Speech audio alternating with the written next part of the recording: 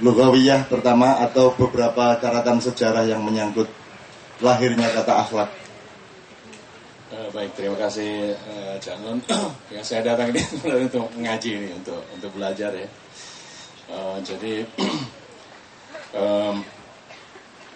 khuluk itu kan terdiri dari 3 huruf dan kha, lam, qa. Dari khuluk itu juga menjadi khalaqa ya. Khalaqa itu cipta, mencipta, kreasi. Jadi sengaja khuluk itu menjadi akhlak, menjadi moral, menjadi nanti Cak Nun sebenarnya yang lebih rinci nih mengenai asal kata atau makna yang terkandung di dalam khuluk. Antara lain juga khuluk itu berbentuk mufrad, tapi kalau akhlak kan berbentuk jamak. Nah ini berarti dalam tradisi tasawuf memang akhlak itu atau moralitas tidak dibentuk dalam secara monoton, tapi dia adalah lahir dari berbagai faktor yang membentuk harmoni di dalam kehidupan manusia. Itu baru dikatakan akhlak. Jadi kalau orang mempunyai sikap perilaku yang monoton, itu kan belum akhlak. Yang akhlak itu kalau dia terdiri dari berbagai faktor yang menciptakan suatu harmoni di dalam diri seseorang. Oleh karena itu maka para filosof akhlak, para sufi terutama itu menyatakan bahwa akhlak itu terbentuk ketika ideologi, idealisme, akidah, iman, Islam, agama segala macam itu terinternalisasi di dalam diri seseorang sehingga menciptakan satu hal yang baru di dalam diri seseorang. Itulah disebut sebagai akhlak. Nah, kita ini kan sering menyebut akhlak itu sebagai sebatas sopan santun, sebagai sopan, sebagai adab, sebagai budi pekerti dan sebagainya. Tidak.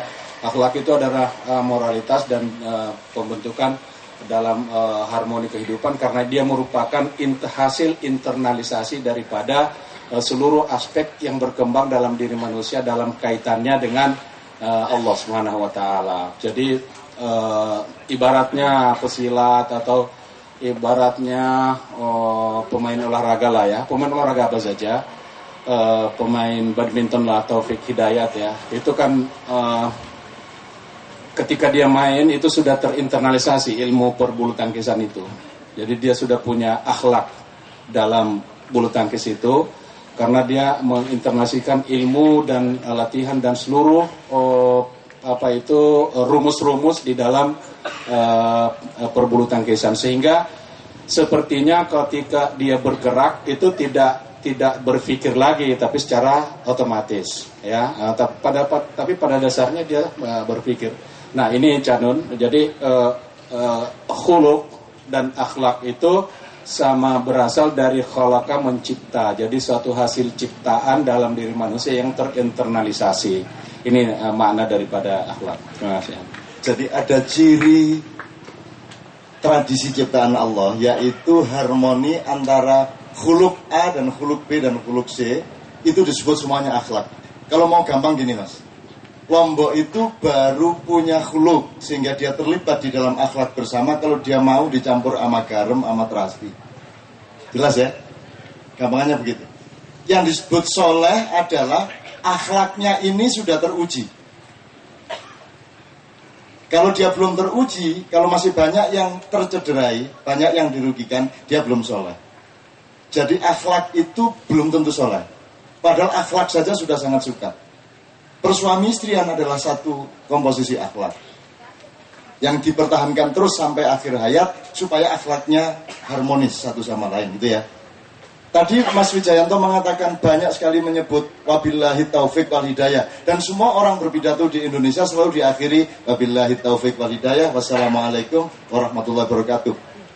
Ada nggak yang pernah berpikir maknanya apa itu wabillahi taufik wal hidayah? Kayaknya kan kita sebut saja sebagaimana bio yang dicontohkan Pak Wijayanto tadi. Ya toh? Apa gue hati ini? Nah mulai hari ini jangan ucapkan itu. Kecuali Anda orang ma'iyah yang malam hari ini mulai memahami itu. Baru ucapkan wabillahi taufiq wal hidayah. Kalau tidak, kamu bio atau komputer loading terus Islam tadi itu. Jadi hidayah itu harus sesudah taufik. Tidak ada wabillahil hidayah wa taufik wassalamualaikum gendeng itu. Tahu nak ceritanya. Tidak ada beras sebelum padi dulu. Tidak ada nasi sebelum beras.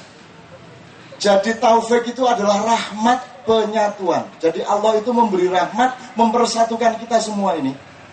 Bukan hanya mempersatukan antara manusia dengan manusia, bukan hanya antara manusia dengan alam, bukan antara buah alam dengan benda alam yang lain. Sebagaimana sambal tadi. Setelah kita menikmati dan mengalami dan menghidupi dan berbahagia dengan penyatuan di antara kita, maka disitulah momentum dan makom di mana kita mungkin mendapat hidayah Allah. Tanpa persatuan tidak ada hidayah. Film Gladiator tadi semua tentang kekompakan dan persatuan. Betul Pak Wijayanto ya? Ini saya tanpa rencana loh ini. Artinya saya tidak tahu bahwa Wijayanto akan nyetel itu tadi. Tapi itu all about ukhuwah, all about akhlak.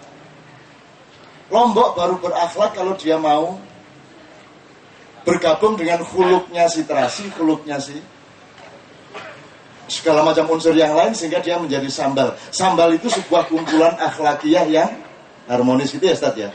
Ini luar biasa. Ini yang saya bilang sama virus, ini kita dapat hidayah luar biasa Ramadan ini. Luar biasa.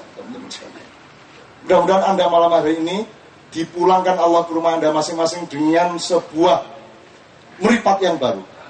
Hati yang baru, pikiran yang baru. Dan Anda melihat ke depan tidak hanya sebagai cita-cita yang bikin kamu putus asa, tapi benar-benar akan menjadi kenyataan. Dan Allah balighu amri, Allah yang akan bikin semua itu tercapai.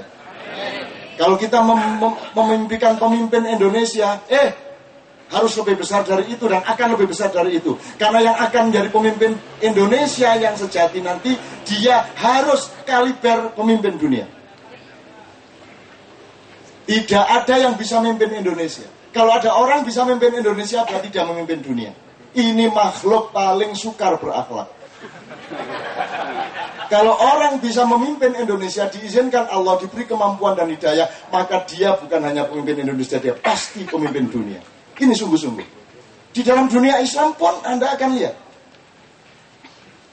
Sekarang kitab terlaris di Amerika Serikat itu Al-Quran.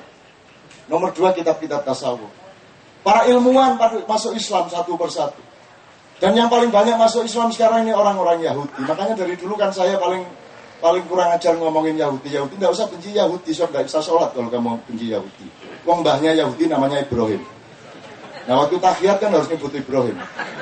Apa nyebut Ibrahim karo asu putumu, kan tidak bisa dong. Kama baru ta'ala Ibrahim wa ala Ibrahim, ya sudah kita terima. Dan siapa bilang orang Yahudi itu jelek? Kata Pak Wijayanto, apakah kalau rupanya Yahudi, etnisnya Yahudi pasti jelek?